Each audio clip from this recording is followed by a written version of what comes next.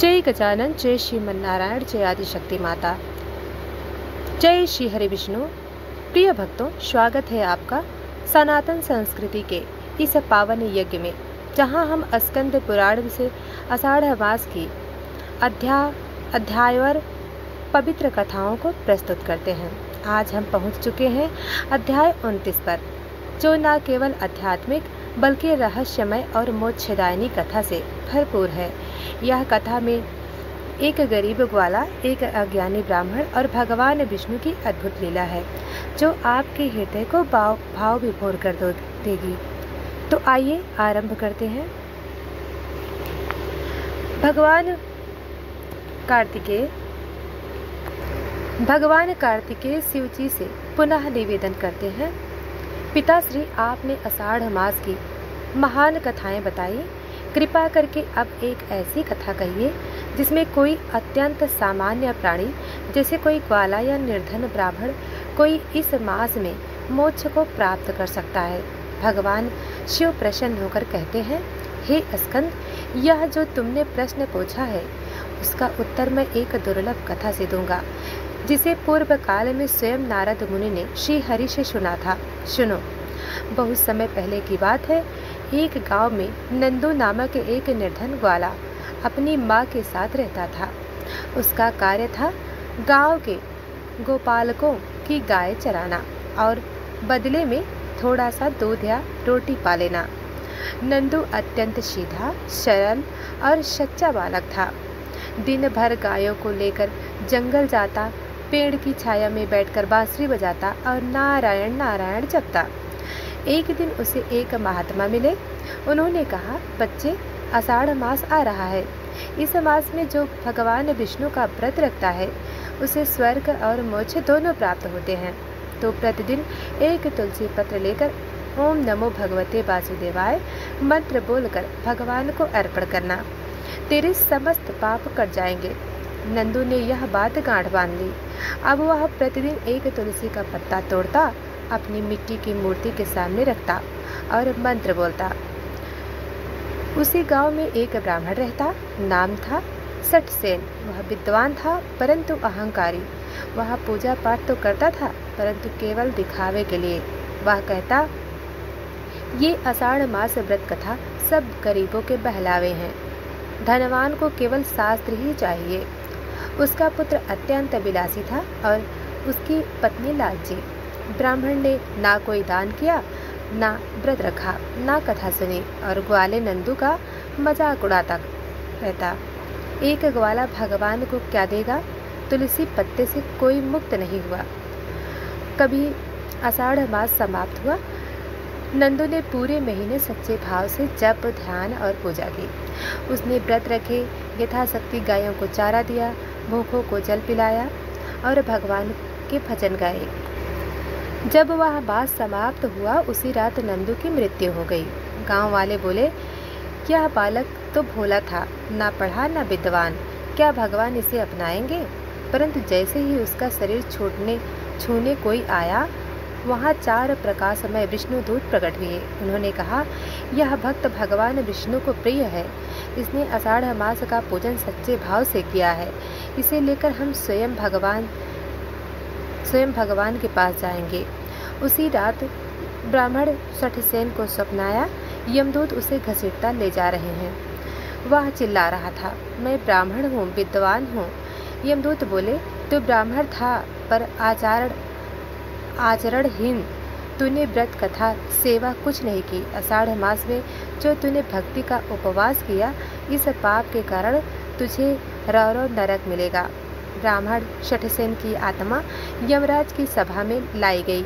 चित्रगुप्त ने उसकी पत्रिका खोली और पढ़ा।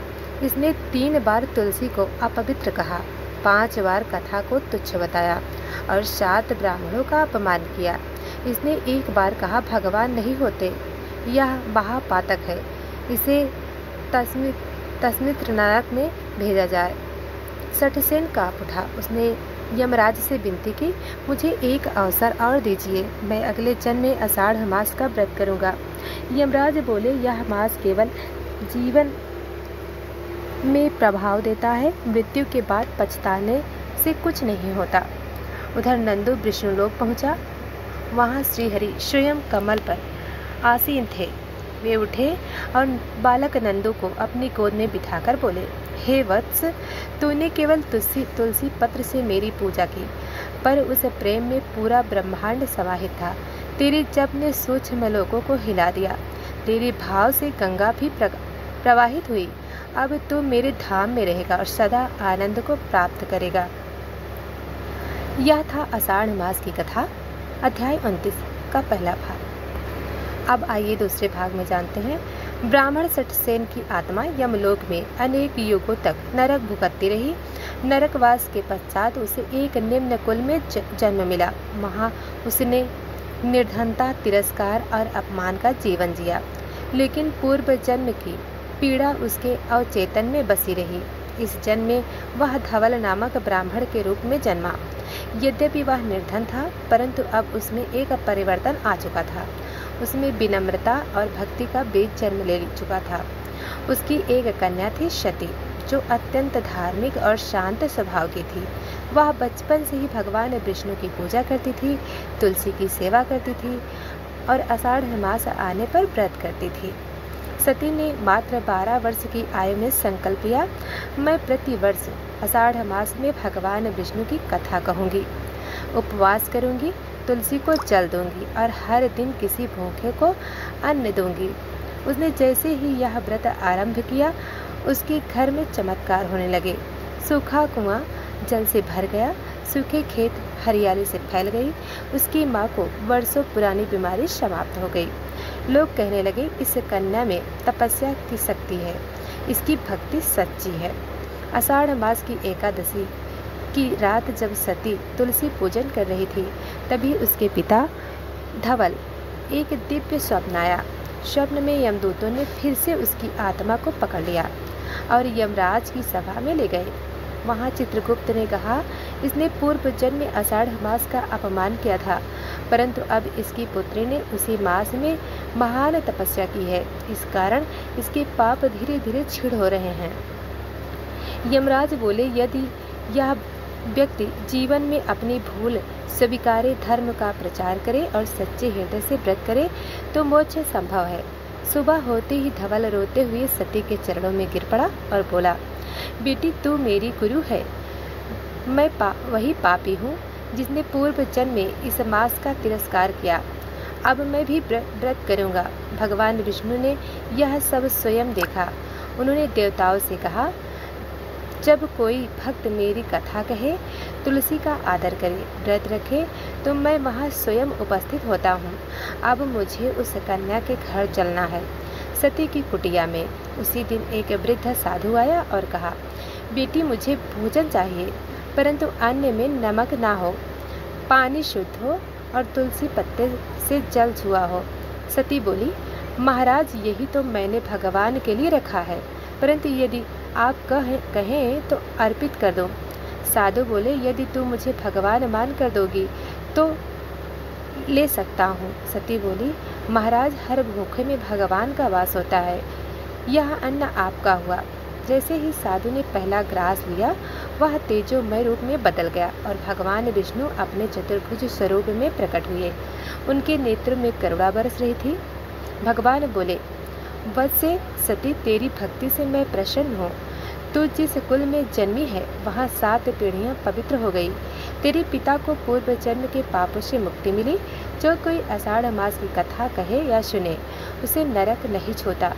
सती ने पूछा, प्रभु, क्या केवल एक तुलसी पत्र से भी मोक्ष संभव है? भगवान ने उत्तर दिया, हाँ वत्से, यदि एक तुलसी पत्र श्रद्धा से अर्पित किया जाए तो वह सैकड़ों यज्ञों से भी श्रेष्ठ होता है। विशेषकर आषाढ़ मास में तुलसी दीप, कथा और व्रत चारों का संयोजन करने वाले को मैं स्वयं लेने आता हूँ। भगवान ने सती को दिव्य लोक का दर्शन कराया, फिर अंतर ध्यान हो गए। सती और उसके माता पिता ने जीवन भर आषाढ़ मास का पालन किया। गांव के लोग प्रेरित होकर कथा करने लगे। गायत्री मंत्र का जप हुआ और मंदिर पुनः जागृत हो उठे। भगवान शिव अंत में कहते हैं, हे स्कंद, इस अध्याय में तुमने देखा कि कैसे एक पापी ब्राह्मण जब संतान के पुण्य से और स्वयं के प्रायश्चित से सुधर जाए तो भगवान भी क्षमा करते हैं। आषाढ़ मास केवल शरीर के तप का समय नहीं, बल्कि आत्मा की शुद्धि का मास है। प्रिय श्रोताओं, भगवान विष्णु के दर्शन के बाद सती की ख्याति दूर दूर तक फैल गई। नगर में उसके तप और भक्ति की चर्चा होने लगी। उसी समय एक अन्य नगर के राजकुमार विभानु ने स्वप्न में भगवान विष्णु को देखा। उन्होंने कहा, हे विभानु, यदि तू एक सच्ची भक्तिपूर्ण स्त्री को पत्नी रूप में चाहता है तो उस कन्या से विवाह कर ले जो आषाढ़ मास में मेरा व्रत करती है, तुलसी की पूजा करती है और कथा करती है।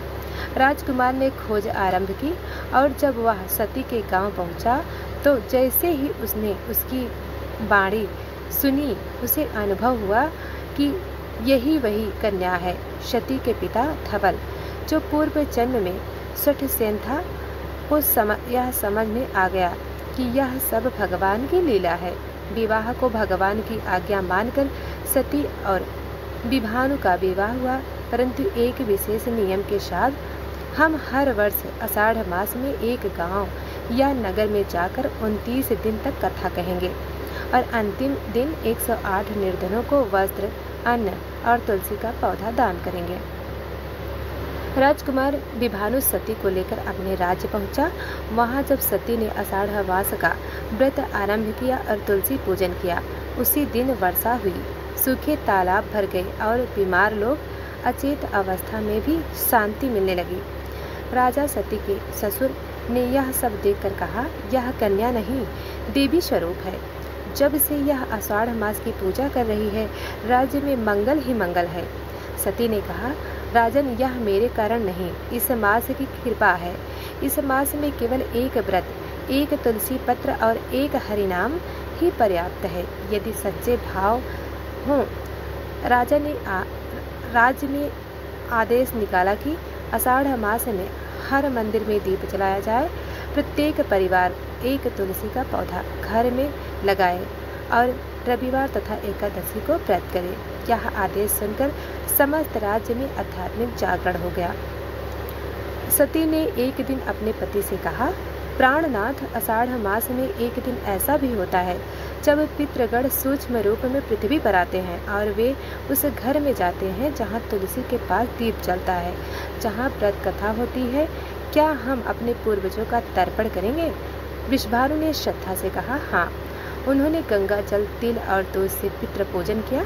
तभी रात्रि में एक अद्भुत स्वप्न हुआ। सती और विभानु दोनों को अपने पूर्वजों के दर्शन हुए और उन पूर्वजों ने कहा, बेटा, हम अनेक जन्मों से तृप्त नहीं हो रह सके, परंतु तेरे आषाढ़ मास व्रत और तर्पण ने हमें स्वर्ग भेज दिया।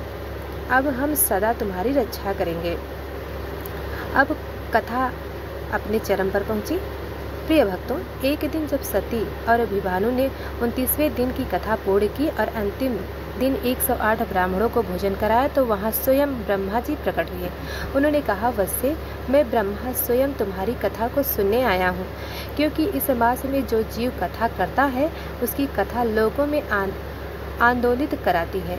ब्रह्मा जी ने फिर कहा, आषाढ़ मास में कथा का श्रवण शिव और विष्णु दोनों का आशीर्वाद दिलाता है। नंबर 2, तुलसी पत्र और दीपक दोनों का संयुक्त पूजन स्वर्ग के